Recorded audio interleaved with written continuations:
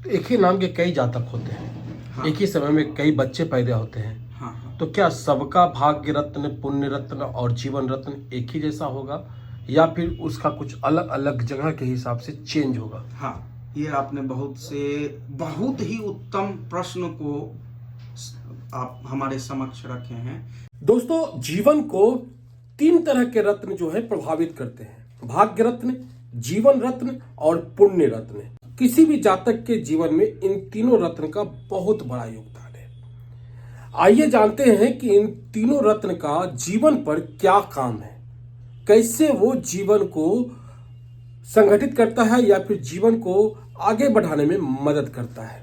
बाबा, आपका बहुत बहुत स्वागत है हमारे यूट्यूब चैनल पे। आपका भी बहुत बहुत स्वागत है और प्रिय दर्शकों का भी बहुत बहुत स्वागत है। बाबा, सवाल तो आपने सुन लिया है, अब ये तीनों का क्या महत्व है जीवन पर, थोड़ा बताइए। देखिए, प्रत्येक व्यक्ति पर, यहाँ तक कि प्रत्येक जीवों पर, और जीवों पर ही नहीं, निर्जीव वस्तुओं पर भी हमारे ब्रह्मांड के ऊर्जा काम करते हैं, कार्य करते हैं। इसमें से अगर हम व्यक्ति इंसान की बात करें तो व्यक्तिगत इंसान जो हैं ये नक्षत्र, राशि और ग्रहों से इनकी ऊर्जा, यानी ग्रहों से खास करके इंसान की बात करें तो ये नक्षत्रों, ग्रहों और राशियों के ऊर्जा से अत्यंत प्रभावित हैं। अब हम बात करते हैं कि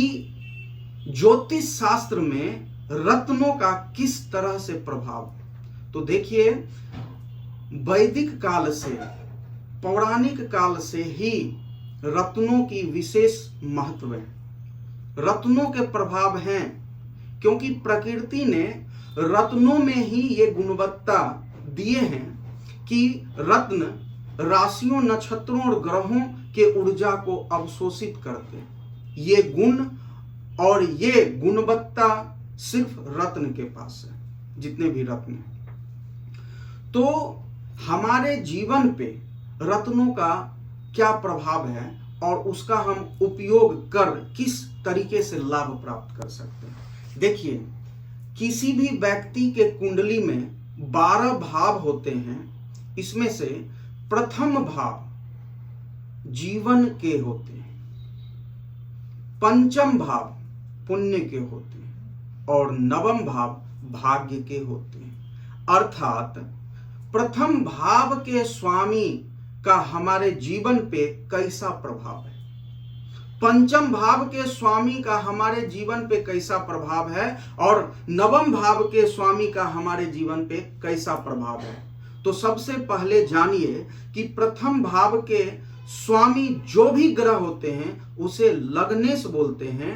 सबसे ज्यादा महत्व इन्हीं लग्नेश का होता है जीवन पे और साथ ही साथ शरीर पे, क्योंकि लग्नेश हर दृष्टिकोण से बचाव करते हैं और एक सकारात्मक ऊर्जा प्रवाह करते हैं, सकारात्मक ऊर्जा देते हैं हमारे जीवन पे। अर्थात ये शरीर की सुरक्षा करते हैं, चाहे किसी भी बीमारी से, चाहे किसी भी दुर्घटना से लग्नेश शरीर की सुरक्षा करते हैं। इसके अलावे जन्म से लेके मृत्यु काल तक लग्नेश कई विघ्नों से बचाव करते हैं, कई संकटों से बचाव करते हैं और आपके ऊपर वो कृपा डालते हैं। बस सिर्फ और सिर्फ फर्क ये होता है कि लग्नेश अगर कमजोर हो तो इस अवस्था में आप उतने उन्नतिशील नहीं होते हैं, सामान्य या सामान्य से कम जीवन व्यतीत करते हैं। तो इस अवस्था में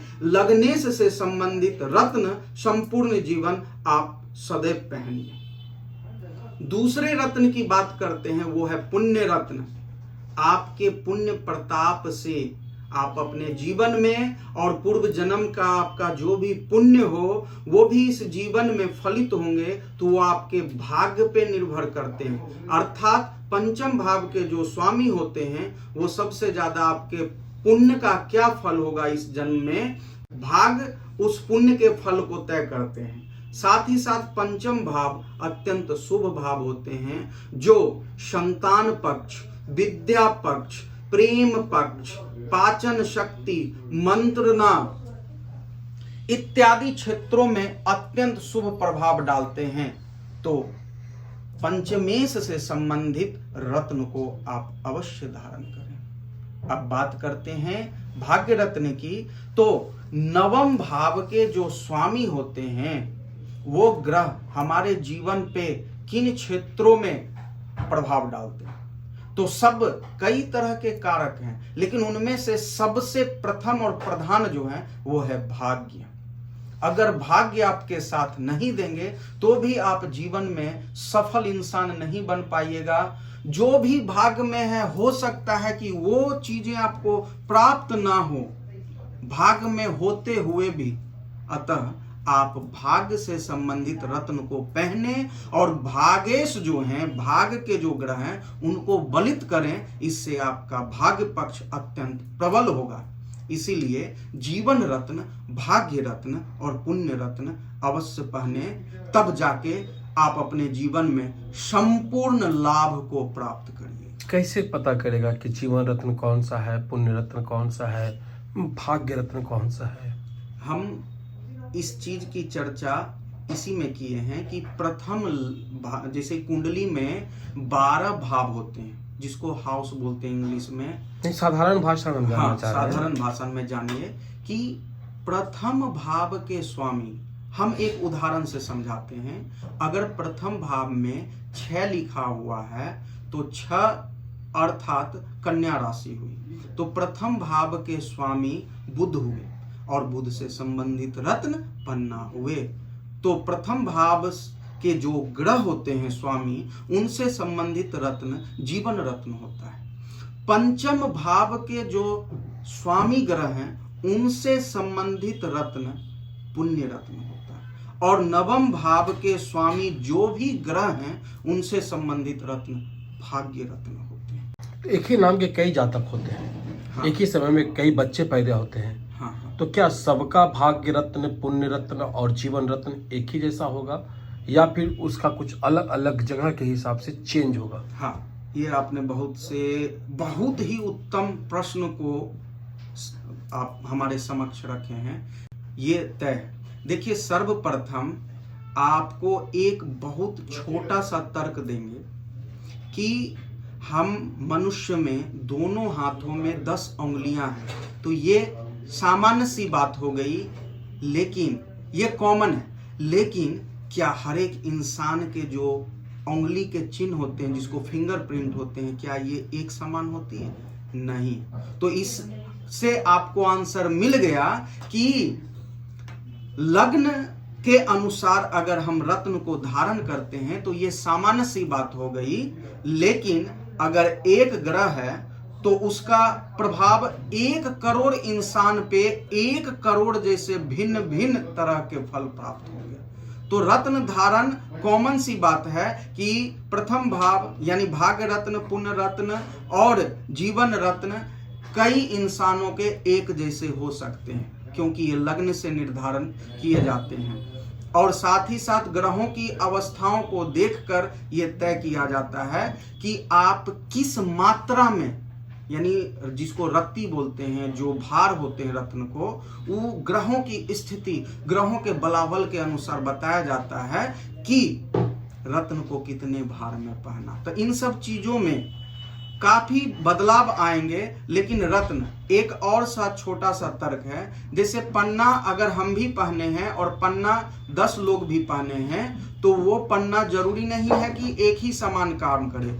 वही एक पन्ना 10 लोगों पे 10 भिन्न भिन्न प्रभाव डालेंगे उनके जीवन पर। जिस प्रकार अगर एक सूर्य 1 अरब इंसान पे 1 अरब भिन्न भिन्न प्रभाव डालते हैं, उसी प्रकार एक ही रत्न अलग अलग इंसानों पे अलग अलग तरीकों से प्रभाव डालते हैं, लेकिन वो उनके हित के लिए प्रभाव डालते हैं। इसीलिए जीवन रत्न, पुण्य रत्न और भाग्य रत्न प्रत्येक आदमी अवश्य पहने।